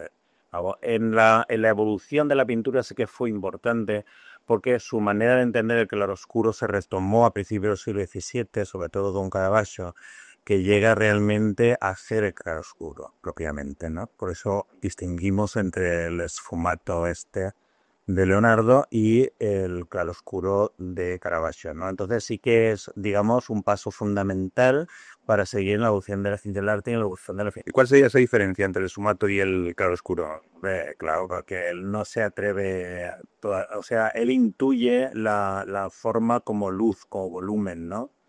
Pero no llega a la rotundidad de meter en un absoluto negro una túnica roja que hace Caravaggio, ¿no? Que es lo que ocurre visualmente, ¿no? Entonces, claro, él da el primer paso, ¿no? Es decir, es fundamental ver la imagen como forma, ¿eh? Él ve esto, ve la imagen como forma, ¿no? Verrocchio tiene también, le da algo de todo esto, sobre todo a través de sus dibujos, ¿eh? Hay algunos dibujos de Verrocchio, uno de un anciano maravilloso, magnífico, visto desde abajo, un rostro, que es verdaderamente increíble, el dibujo que ya tiene algo. Lo que pasa es que Verrocchio no lo traslada a su pintura, digamos, ¿no? En cambio, Leonardo sí. Leonardo lo lleva a la pintura y esa le influencia. Yo creo que la cosa de Leonardo está más, primero, en su momento, cuando él está, o no sé si en el romanticismo hay un reencuentro con la figura de Leonardo. Creo que sí, porque hay algunos pintores del romanticismo que lo pintan a Leonardo, se hacen una imagen de cómo era él en unos cuadros y tal, ¿no? Pero yo creo que es el siglo XX el que descubre a Leonardo como un artista conceptual, digamos, ¿no? Más que incluso con el mito de la Gioconda, que hoy, yo cuando la miraba hoy revisándolo, digo, bueno, pues si le sobra celulitis por todas partes a esta señora, y luego un mito de belleza no es. Enigma, pues yo cuando era joven a mí me resultaba enigmática. Yo reconozco, yo empecé a dibujar aquello que hacíamos con el difumino, Sí. para entrar en la Escuela de Bellas Artes, pues entonces sí que a mí lo de Leonardo me resultaba aquello atrayente, pero por lo enigmático, ¿no? Digamos, ese factor estaba ahí, ¿no? Pero realmente hoy en día es un aspecto de señora pues bastante lamentable. Bien, Maro. Me pongo aquí, sí, ¿no? Sí. Yo tengo entendido, pues yo soy, hijo, qué buena experta ya, pero vamos a ver, que la Gioconda, la belleza de la Gioconda, está en el verdadero tratamiento del esfumato, en la sonrisa, la comisura de los labios, nítidos, las rayitas de los ojos, bueno, eso, no sé cómo se llaman, las patitas de gallo, no sé cómo llamarla, bueno, esto de aquí. Ahí es donde él se parece ser que por eso se dice que tardaba tanto en hacer los retratos, concretamente los retratos, porque usando una técnica que todavía no conocía, que era la del óleo, y tenía que esperar a secarse o no sé qué de esto, entonces tenía que esperar una y otra vez hacer la historia que consiste, parece ser que de Sumato consiste, bueno, vosotros lo sabéis, ¿no? Pero vaya, consiste más o menos en hacer una capa oscura y entonces sobreponer, dejar secar, etcétera, y luego tienes que sobreponer otra capa un pelín menos oscura sobre esta para ir produciendo poco a poco sensación de volumen. Especie de veladura. Exacto, veladuras una y otra y otra y otra hasta llegar a lo más claro o menos claro y más si lo que quieres es dar una intensidad oscura, tienes que andar con muchísimo cuidado de una a la otra. Parece ser que eso era el problema. Y ahí la Gioconda es donde de verdad tiene el punto salvaje y aparte de que lo de esto piramidal y todo el rollo ahí perfecciona la estructura piramidal entre la cabeza y las manos de ella y toda la pesca. Supongo que eso también son cosas que en su momento serían fundamentales y que ahora se nos pasan por alto porque es que ya las han hecho, las han rehecho, las han tal. Él empezó, parece ser, con la famosa, ¿cómo se llamaba? El cuadro de Ginebra. A Ginebra 20. Ahí empezó él con el esfumato, pero un poco mal hecho, parece ser. Eso es lo que, bueno, yo he leído eso. Hace tiempo que leí eso y no lo he comprobado porque yo era tal Ginebra, no leí, pero no tengo ni la menor idea. Creo que tengo una foto y no me acuerdo de cómo es. O sea, que por eso. Y luego lo que sí que parece ser que tiene, que se realza en la Gioconda, y se realza muchísimo en la Gioconda, es la sensación de movimiento. La sensación de movimiento que tiene, que ahí sí que hace un previo antes con la del animalito, la del niño, la chica de las niñas, claro, la Madonna con el... la Madonna con el... Ahí hay un movimiento en ella, la posición, la tal, los cuadros. ¿Cómo es? Madonna. No, la dama de las niñas. Con esa traducción en español. Gracias a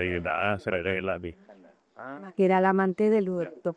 Que era la amante. Bueno, más o menos la historia está sobre todo en la Gioconda, es el movimiento y el rol de la Díaz. Pues yo, más o menos yo le he dicho así y vosotros ahora el pie. Muchas gracias, Maro. Evidentemente, las velaturas que consiguen el fumato en la Gioconda, si se hubiese conservado bien, pues se aprecian antes de quitarle los primeros barnices, pues realmente estaba todavía más aparentemente velado aquello, o sea, aún era más enigmático. Y es verdad que está ahí, por ejemplo, en La Dama del Armiño, pues si a alguien no le viene a la cabeza de cuál se trata, La Dama del Armiño, pues este es muy bello, pero en cambio, pues todavía no ha llegado, tiene la línea muy dura, la línea muy dura, sí. El final de la espalda es una línea dura, que luego ya en la Gioconda evidentemente desaparece. La Gioconda es una cosa que fue realmente en su momento revolucionario, digamos, desde el punto de vista técnico. Yo antes lo que me refería a la señora en cuanto, digamos, como modelo y como lo que se considera un modelo de belleza, ¿no? De estética, por ejemplo, sin cejas, está absolutamente depilada las cejas. Bueno, es que era una moda. En el Renacimiento se depilaban las cejas y media cabeza. Por eso tienen la frente tan despejada en algunos retratos. Debía ser una moda bastante dolorosa. Pero quería contestar a lo de los sucesores. Aquí en Valencia tenemos en el retablo de la catedral obra de discípulos de Leonardo y Yaño, efectivamente, sí.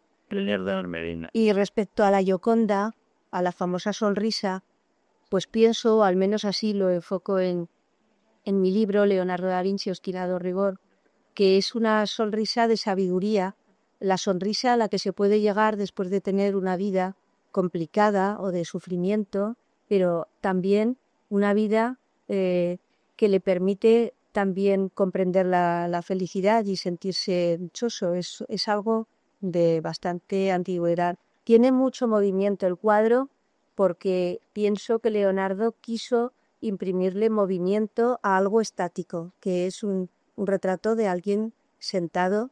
Es todo desequilibrado, el rostro tiene todo diferentes alturas, pero también el paisaje. Los ríos no se continúan a un lado y a otro, las montañas tampoco.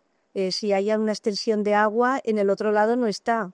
Entonces el cuadro está moviéndose perpetuamente y eso es muy interesante que lo haya logrado. Referente a la sonrisa, yo les invito a todos a que comparen alguna obra de Leonardo con alguna de Lorenzo di Credi. Di Credi utiliza la misma sonrisa de Leonardo porque es de Verrocchio, la sonrisa esa. Es decir, no es tan... David. Claro, es la del David también, pero está luego en otras esculturas, cuando está la de Santo Tomás intentando meter la llaga en los dedos en la llaga de Cristo, sobre todo en la figura de Cristo de Verrocchio, está toda la sonrisa esa ya, ¿no? Anunciada, ¿no? O sea, quiero decir que ahí es que se ha centrado mucho el tema Entonces, ¿qué diferencia hay, por ejemplo, entre un Lorenzo di Credi y un Leonardo da Vinci? Porque Lorenzo di Credi no llega a ver la forma, digamos, sigue viendo contornos, como hace Botticelli, que también tiene esa sonrisa en algunas de sus figuras, menos, pero y sobre todo hay dibujos que ha habido dificultad en la atribución, de tipo de mangas y cosas así. Botticelli no le gustaba nada a Leonardo. Ya, bueno, Lo felicitaba. que Botticelli, por ejemplo, utiliza una línea que hasta que el Art Deco y todo esto, pues no se le apreció a Botticelli adecuadamente. Es decir, Botticelli es verdaderamente un descubrimiento del siglo XX, ¿no? Principios del siglo XX. Y entonces la diferencia entre Di Credi y Leonardo, que ambos utilizaban la misma sonrisa, está en la plasticidad de las formas, ¿no? Muy bien.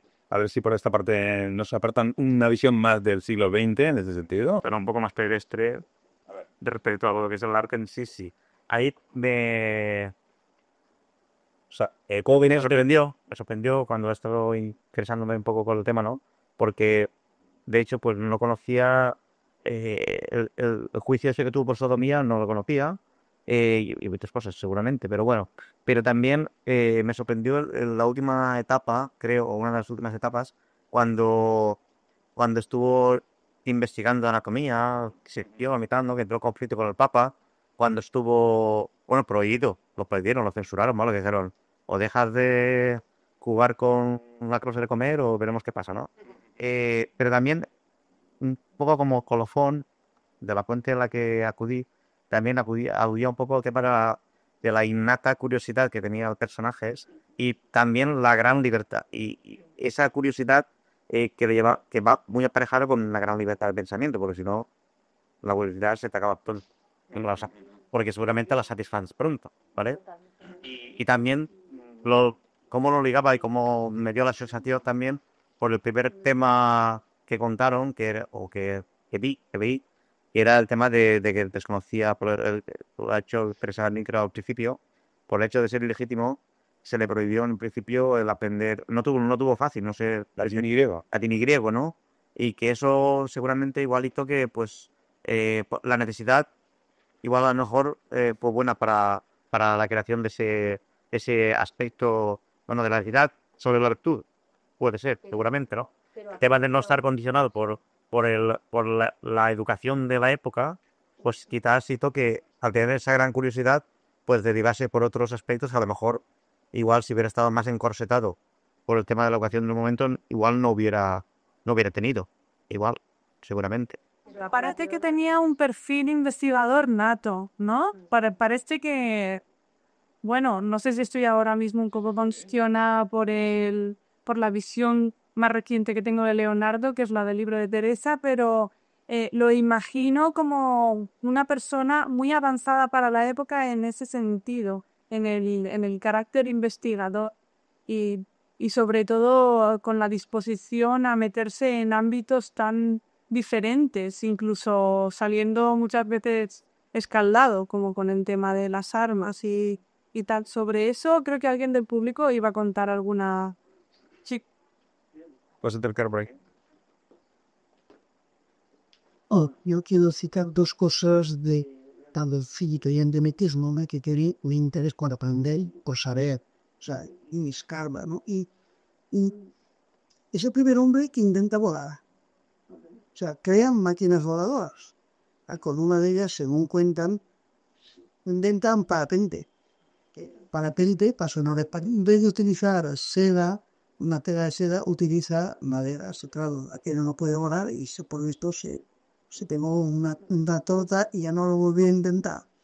Pero desde el punto de vista en sus investigaciones anatómicas hace un descubrimiento. Cuando en ciencias analizamos, por ejemplo, una rama o una flor, lo primero que se hace es incluirla en algo duro para que se pueda comprar. Y él tenía interés en saber cómo funcionaba el ojo. Qué raro, pero escritor, ¿no? Entonces dice, ¿eso cómo funciona? Pero intentar cortar un ojo con un cuchillo, pues es casi imposible. Entonces, ¿qué hace? Lo mete en clara de huevo, calienta la clara de huevo, se endurece la clara de huevo y entonces puede cortar y averiguar la anatomía. O sea, ¿entiendes esto? Sí, porque le daba justamente mucha importancia a la vista. Con toda la investigación inicial es que él considera que la vista es lo más importante, ¿no? Que tiene un tratado de la luz y también estaba haciendo un tratado sobre la vista también, sobre el sonido, en fin. Y pilla de Y el agua, las aguas le interesaron mucho, incluso participó como ingeniero hidráulico en desviar el río Arno, que fracasó, y en Milán también, y además estaba obsesionado siempre con que habría un diluvio que acabaría con toda la humanidad. Eso sí, tiene muchos dibujos de final de su vida de diluvios y de destrozos, montañas que se caen, todo esto. Va bastante apocalípticas. Condicionamiento de tipo religioso, ¿no? Porque él no era una persona declarada, pero le gustaba la... Sí, justamente iba Le atacaban a sacar ese tema de la religión, ¿no? O sea, de la existencia de su relación con la Iglesia o no, porque al final, cuando se le encargó volver a Italia, pues algunas leyendas dicen que... estoy leyendo aquí. ¿Volver a dónde? A ver. O sea, él murió en Francia, en Clous, en 1519, y entonces en su testamento legaba a Melzi todos sus libros, manuscritos y dibujos, que éste se encargó de retornar a Italia. Como suele suceder con los grandes genios, han tejido en torno a su muerte algunas leyendas. Una de ellas, inspirada por Vasari, pretende que Leonardo, arrepentido por no haber llevado una existencia regido por la ley de la Iglesia, se confesó largamente y con sus últimas fuerzas se incorporó del lecho mortuorio para recibir antes de expirar los sacramentos. Es una leyenda diciendo como que en el último momento se arrepiente de no haber sido pues muy asegurar el transporte. sí, que parece que todo lo que hemos documentado aquí pues que parece que es cierto porque hay vosotros que estos Gente, pasa con mucha gente. ¿Qué te sabe? Dicen que pasó. Bueno, y con gente cotidiana, entre comillas. Que sí, es verdad. El tema de cuando uno... Yo creo que cuando uno está en el último momento, que se ve de la puerta, de repente piensa, ¿y si hay algo por el astorado? Pues en acaso, sobre el agnóstico de repente... Bueno, yo quiero hacer un comentario primero sobre lo de la ciencia, la visión, este comentario tan interesante que nos ha hecho ese adhiero del público sobre la disección del ojo.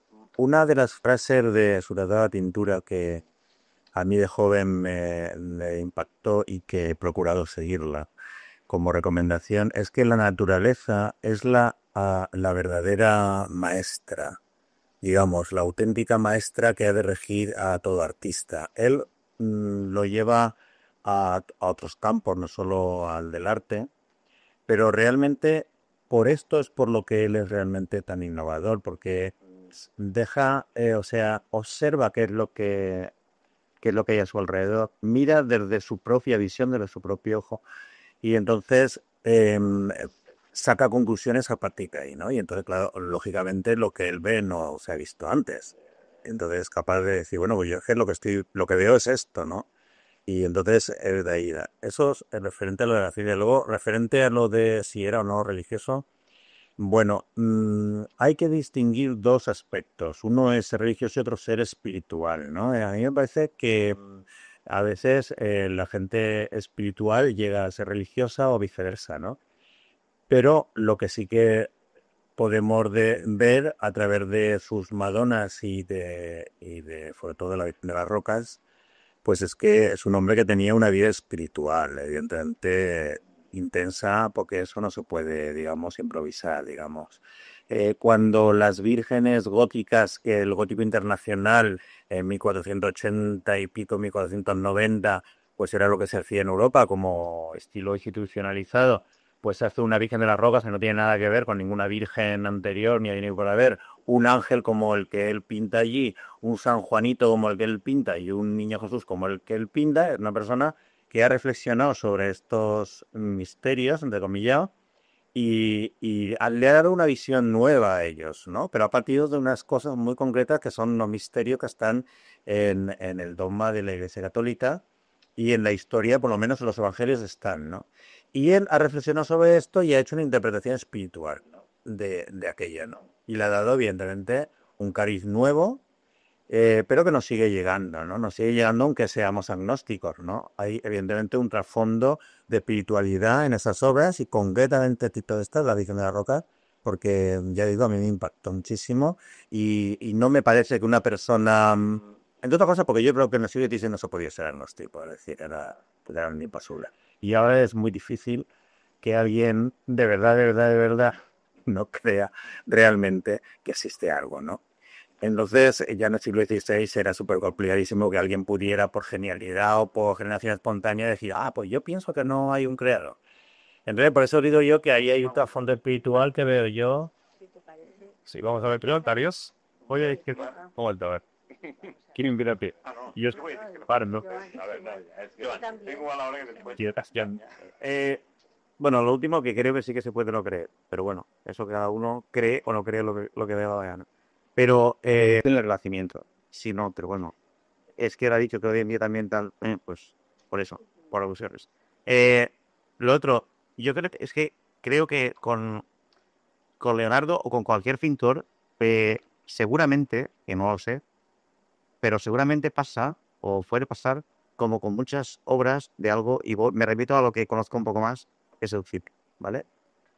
Os lo digo por el tema de la espiritualidad y que hizo una obra nueva y pues sí. Pero ahora, de ahí a que la hiciera por razones a lo mejor espirituales o religiosas o tal, y yo me permito discrepar un poquito porque si analizas más de 4 grandes películas de la historia del cine, más de 4 grandes directores, etcétera, resulta que son los críticos después los que ya han sacado el por qué puso la cámara aquí y puso la cámara allá. Cuando la mayor parte de las veces la puso allí porque no tenía más narices ponerle espacio, no podía poner en otro sitio.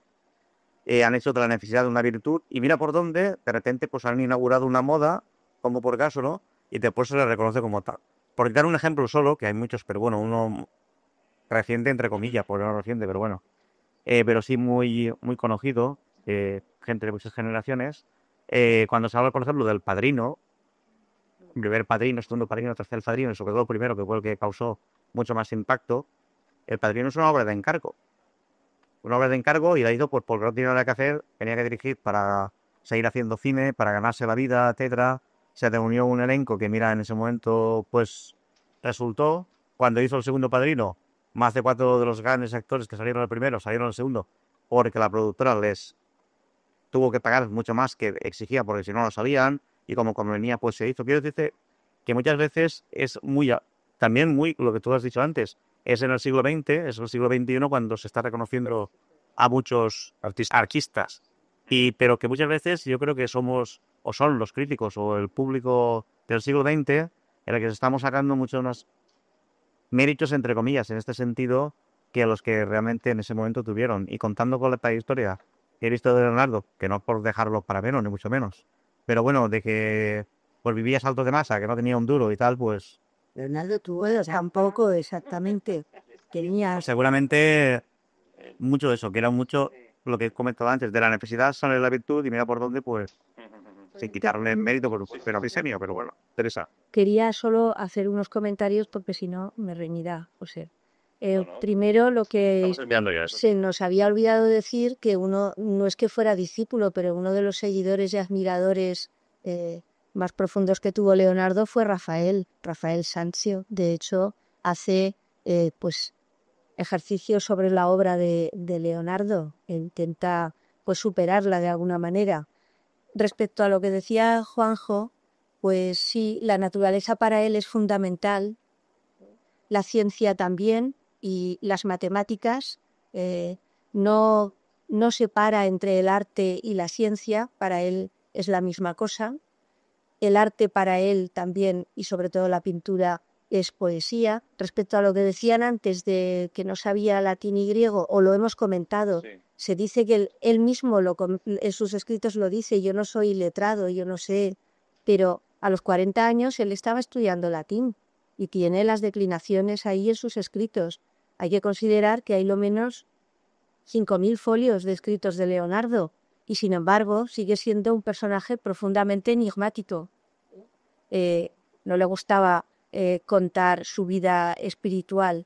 Respecto a lo de la religión, ya que me hubiera abrazando la fe y todo esto, tengo mis dudas, porque Melzi, cuando escribe a los hermanos de Leonardo, que por cierto lo habían desheredado, habían estado teniendo litigios con él, porque el padre no le dio... Eran muchos hermanos, ¿no? Sí, eran muchos hermanos. Y el sobrino tuvo bastante laicos, bueno, y por cuadros también, que no le pagaban, y la Virgen de las Rocas, por ejemplo, pero con los hermanos también. Como decía, su tío Francesco sí que le dejó todo a Leonardo para compensar que el padre no le había dejado nada, y los hermanos se rebelaron y se lo quisieron quitar también. Sin embargo, Leonardo les dejó su herencia al final. Bueno, pues en la carta que escribe Melzi no dice nada de que recibiera sacramentos ni de que tuviera ninguna atención. Lo que sí era espiritual, como dice, profundamente espiritual. Y también quería aprender, y solo quiero leer esta frase que dice: los hombres buenos son naturalmente deseosos de saber. Él quiso aprender toda su vida. Respecto a la espiritualidad, Leonardo tenía en su mesilla de noche, por llamarlo de alguna manera, el Hermes Trismegisto, el Hermes 3 veces grande, que es la base de la espiritualidad en toda Europa, vamos, la base de todos los movimientos gnósticos, o sea que él era muy espiritual, por supuesto, y eso se ve en sus obras, pero esto nos llevaría mucho tiempo. Sí, hicimos una tertulia justamente de lo espiritual en el arte, que os recomiendo que escuchéis a los que no estuvisteis en ella en culturarte.wordpress.com, como luego recordaremos, y además tenemos aquí unas tarjetas para los que aún no nos conozcan y sepan qué es la Asociación Culturarte, dónde estamos, etcétera. Bueno, pues, si no queréis añadir nada más por esta parte, ¿no? Sobre Leonardo, vamos... Dime. Una palabra aquí pedida. Podría ser en el libro cuestión tuyo. El libro de Teresa Garbí. Sobrio. Teresa Garbí ha escrito este libro, Obstinado Rigor, que tenemos aquí de muestra y que podéis adquirir además en las NAS, ¿no? Supongo que estará así. Vamos. Bueno, alguna Pero sí, suele estar. O sea, sí. Hasta en DVD ediciones es una y de viajada. Una película ¿qué? Hay una película sobre la vida de ¿Leonardo? Pero que sea lo más... ¿Llevadera posible? ¿Rigurosa? Más rigurosa. No, la más rigurosa nos encuentra es la serie televisiva que hizo la televisión italiana en los años 70. Es una verdadera joya, pero yo la vi y todos los capítulos, pero claro, tenía yo creo que 17 años o así. Sí, esto en internet se puede quizás buscar. Hay cosas de muchas cosas de Leonardo. Podéis en Google Leonardo da Vinci os salen en YouTube muchísimos vídeos de programas que se han hecho en el de Madrid. ¿De la RAI? Sí, de RAI. Fue la radio televisión italiana la que lo produjo y se pasó en Telemadrid. No, se pasó en España en televisión española, la padría entonces, y en los 70. Sí, hay varios vídeos en YouTube. Buscáis Leonardo da Vinci y hoy os salen muchas cosas. ¿Ahora? Sí, vale, estamos acabando. Sí. Estamos acabando ya, ¿no? Sí. Bueno, yo antes de acabar quería hacer una atribución a Leonardo. Es decir, a mí me parece que en España tenemos un Leonardo da Vinci y me extraña mucho que no haya sido nunca atribuido, porque está entre la colección de los cuadros de Isabel la Católica, de su colección privada, que se conservan en la Catedral de Granada, en la Capilla Real. Isabel la Católica, para sorpresa de algunos, fue una señora con un gusto artístico excelente, y si no, pues mi recomendación es que se pasen por la Capilla Real de Granada. No solo a Granada se va a ver la Alhambra, se puede ir a ver también muchas otras cosas que tienen muy interesantes, y esta es una de ellas. Se conservan todas sus tablas. Por ejemplo, hay Botticellis, Perugino y, bueno, todos los mejores pintores conocidos, incluso desconocidos, flamencos del momento. Y existe una tabla muy particular, que no tiene atribución, que pone Anónimo Italiano del siglo XV, que es San Pedro y San Pablo está trabajada sobre un lino sin preparar y está luego sujeta sobre una tabla a modo de bastidor, digamos, ¿no? Parece ser que fue alguna vez trasladada enrollada. Y entonces pues llama mucho la atención, sobre todo, pues sus fechas, su datación. Es decir, evidentemente es anterior a final del siglo, ya sabéis que Granada se conquista en 1492, por tanto es anterior a esa fecha. Y entonces anterior a esa fecha, ya me podéis decir en Italia quién pintaba así, quién era capaz de ver la luz y la sombra, ¿no? De esta manera. Bueno, además que el estilo es evidentemente el suyo, las manos, por ejemplo, hay un arrepentimiento aquí en el dedo de San Pablo, lo cual dice que es una obra autógrafa de quien sea, no sabemos si será de Leonardo, cuál es su autor, y desde luego tiene muchos rasgos comunes con muchas otras obras de Leonardo, ¿eh? Yo tengo aquí, por ejemplo, apuntado cosas en común pues con el estudio que hace Apóstol para Santa Cena, conservado en la Albertina de Viena, ¿eh?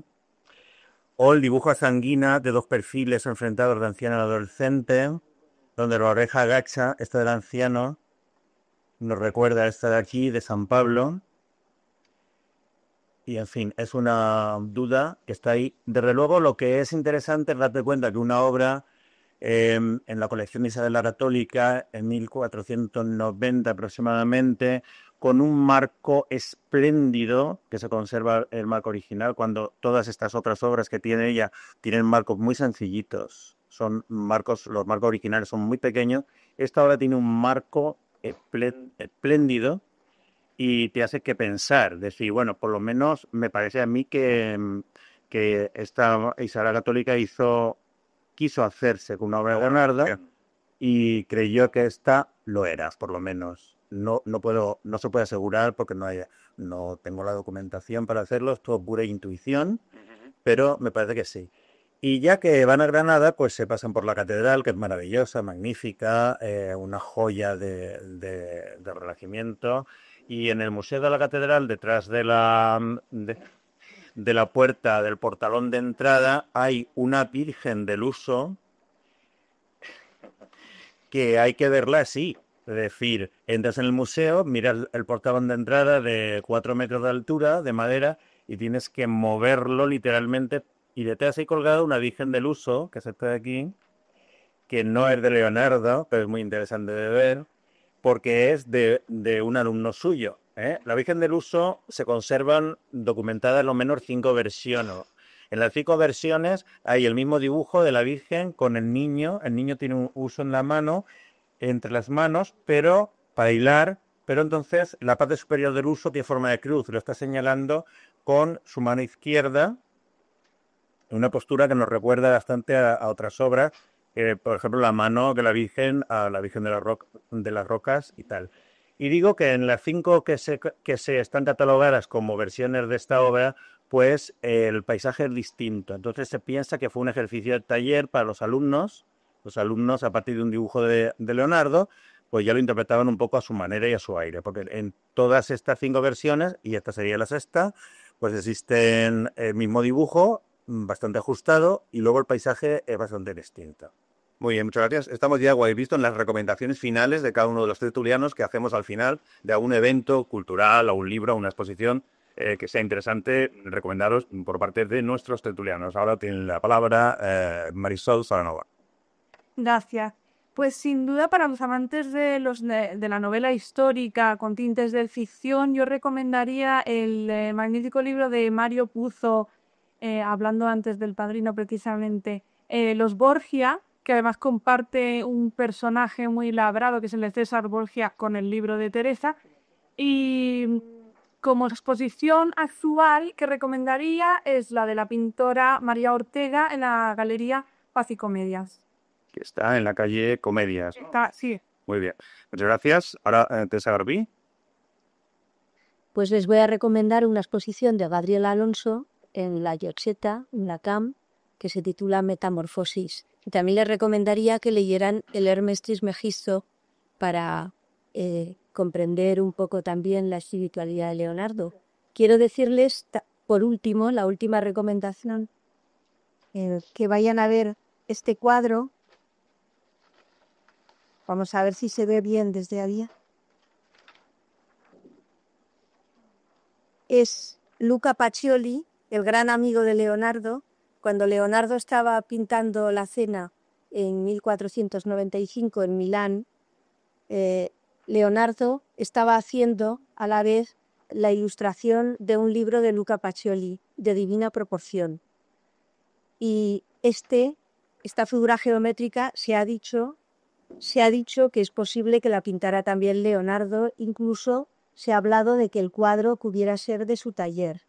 No se sabe quién puede ser este señor que mira de una manera arrogante, directa al espectador, cosa que un mecenas nunca se permitía, claro está, porque solían ser más... ¿Quién está teniendo el cuadro? ¿Dónde está? Este es de Jacopo Barbari, pero hay una inscripción aquí tapada con una mosca, que es una especie de broma.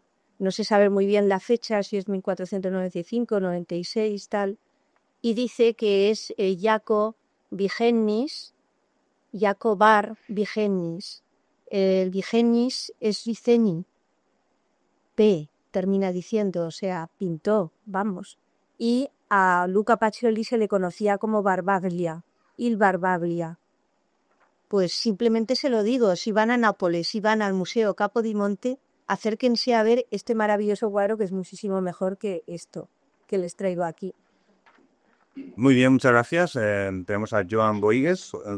Sí, yo recomendaría, porque todavía me sorprende cuando gente, vamos a ver, como digo, profesores de historia del arte, pintores, etcétera, cuando tienen un gran desconocimiento del mundo de lo que se conoce como el noveno arte, el mundo del cómic. Con lo cual recomendaría a quien tenga todavía aquella visión, porque todavía me sigue sorprendiendo mucho más cuando hay gente que dice eso de yo lo leía de pequeño, o yo es que me quedé con tal, pues que buceen, porque realmente ir hoy en día, hace unos años, no digo lo contrario, pero hoy en día pasarte por cualquier tienda especializada de cómic para alguien que es un artista plástico y que pinta o que le gusta la pintura y tal, pues me parece que es una verdadera aberración que no conozcan y que no se den un paseo por una tienda de cómics, porque hay verdaderas joyas en todos los sentidos, tanto a nivel de guión, hoy en día sobre todo, como a nivel plástico, a nivel artístico. Es para dejar de los ojos allí viendo todo lo que sea, todo lo bueno, por supuesto, pero como en cualquier tipo de arte. ¿Pero recomiendas alguna en concreto? En concreto, pues ya que hay que recomendar algo en concreto, Sí. Y contando con el mundo de Leonardo, hay una adaptación al cómic de los Borgia, de uno de los grandes dibujantes, Nilo Manara, más conocido por sus chicas y por su cómic erótico, pero bueno, es un gran dibujante italiano, Nilo Manara, y bueno, ahí creo una adaptación de los Borgia que realmente es está muy bien. Está muy bien. ¿Dónde encuentras de los Borgia, de Nilo Manara? Pues en Imágenes, por ejemplo, calle Celayo, tienda de cómics, en cualquier tienda de cómics especializada. En cuanto a Seguro, hay varios. Vas a buscar. Además hay varios tomos, o sea que Solo quiero meter una cuña respecto a cómics. Tenemos en Valencia a Ana Miralles, que seguidamente la conocerás, a la que le han dedicado este año a la Feria del Cómic de Barcelona, y es una dibujante grandiosa. sí, fuimos con marido del instituto, que era por donde. ¿Ah, sí? Sí. Es muy buena.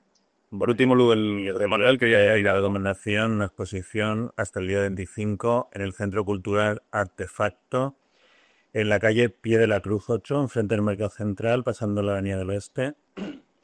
Y bueno, podéis pasaros, es muy interesante, tiene mucho que ver sobre la función del artista en el mundo contemporáneo, con todo lo que hace sobre reciclaje, ¿no? Leonardo, precisamente por eso, porque una serie de artistas se han ocupado en reciclar. Entonces, por ejemplo, me estoy acordando ahora de unas botellas que son sencillamente botellas transformadas en ceniceros, botellas de desecho que aplicándole fuego han sido transformadas en ceniceros y muchas otras variedades de muebles, lámparas y de otros artilugios. Muy bien, muchas gracias. Bien, pues ahora me toca a mí recoger ya las últimas cuestiones. En primer lugar, os recomendaré el libro de Susana Fortes de la editorial Planeta 480, que es una novela histórica que se ambienta en esta época también, y es muy interesante porque compara además unos descubrimientos de un vinator, un asesinato y unas cosas en un cuadro, comparando la época del 1400 y la vida real de una chica que hace una tesis doctoral a la vez, ¿no? Luego, el curso intenso de dibujo artístico con modelo, que será en julio y julio en el Centro Cultural Carolina, que está apoyando y recomendando la Asociación Culturarte por primera vez. Organizamos o apoyamos este curso de dibujo para todos aquellos que quieran iniciarse o que quieran perfeccionar con un modelo del natural, ¿vale? Es decir, si hemos motivado como Leonardo un poquito el tema del aprendizaje y todo esto, pues este curso intenso de 2 meses pues está en marcha por primera vez en Valencia. Y por último, invitaros a ver la exposición que yo mismo estoy realizando en este momento en el estudio de la Calle del Mar, que está hasta el día 29 de junio, o sea, aún queda bastante tiempo. Si queréis visitarla, pues luego al final habléis conmigo y quedamos para un día concreto. Aparte, la inauguración de la próxima exposición, que será la colectiva de verano, será el 1 de julio. Y lo digo ya con tanto tiempo porque justamente esta tertulia es la última de la temporada debido a que en la CNAC van a hacer reformas en esta sala, en el Secorum, en la cafetería, y no volveremos hasta septiembre. Por esta razón, esta es la última tertulia, que yo agradezco mucho la presencia tan numerosa de público en estos momentos, y conectaros con Facebook, donde tenemos 1.100 miembros en nuestro grupo Culturarte. Además, tenemos un perfil institucional con más de 2.500 contactos en este momento y una página de fans con 1.800 fans. Ahí podéis también dejar vuestros comentarios, fotos, etcétera.